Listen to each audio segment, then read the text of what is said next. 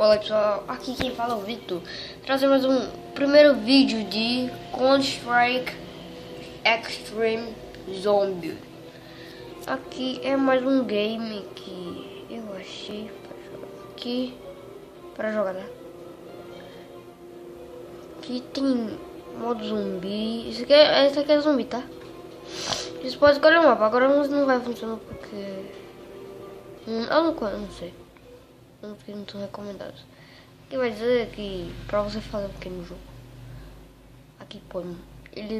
Se ele mata 3 humanos, ele vai evoluir. Vou já, peraí. Voltei, como vocês podem ver, carregou o jogo. Você.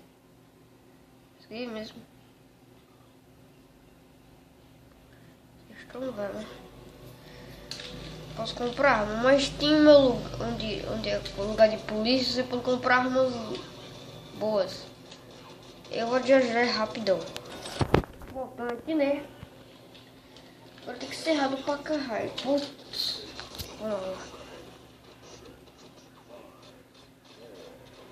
Vamos para essa armas mesmo. Tem que se proteger em algum lugar que você saiba, né? Porque isso aqui é um gameplay de como mostrar o jogo, tá? Tô meu gripado hoje. Mas não vai ter vídeo, não. Só vai ter... vai ter vídeo, mas não vai ter. Só vai ter segunda, domingo e segunda, tá? Quarta, quinta, sexta. Só não vai ter sábado, porque eu vou sair.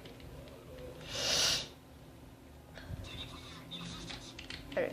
Tô jogando teclado aqui, tô gravando com o celular. Por isso que eu não mexo assim. Tirar assim, mas essa porra pesado. Eu vou pra aqui. Pera aí, já vou. Vou ter só pra dar uns pulos maroto aqui, tá?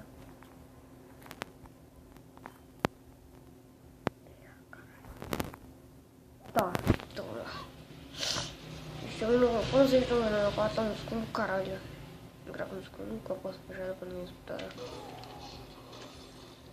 Sempre ficava no raiva.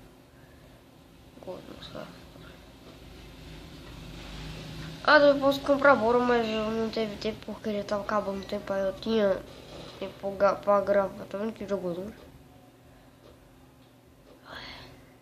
Que porra é essa?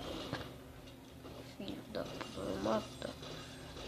Que vocês estão vendo, se vocês virarem zumbi, você vai se fuder, tá? Olha, morreu.